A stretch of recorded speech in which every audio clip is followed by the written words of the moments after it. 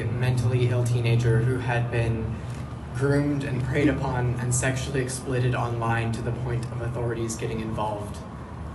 I spiraled into a hatred of myself and my body and was told that it was just because I was a boy born in the wrong body and that this would fix me. I was affirmed down a path where I wasn't given any other choice as to what would help me. The very first medical intervention I ever had was a double mastectomy at 16. And then a few months later, I was put on testosterone. I'm now 21, and I will live with the impacts of that so-called care for the rest of my life. In the past 4 or 5 months, I have watched as my body has fallen apart in front of me, my joints constantly hurting, my vocal cords aching, watching as parts of me atrophy away before my very eyes. And yet at 16, they looked me in the eyes and they told me this was care. They told me it would save me.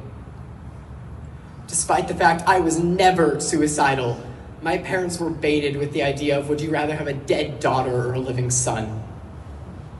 Bullied into going along with it, their biggest crime being trusting those who they thought took an oath to do no harm. It's not about hate, detransitioning. It never has been. It's about keeping kids whole. I've worked with children. I've seen them explore the world, and I've seen that magic that they have.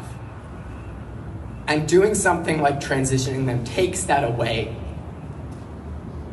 How can you look me in the eyes and tell me that a child can consent to being chained to an experimental medical industry before they're even old enough to drive or understand the impacts of what that means in the first place? That's right.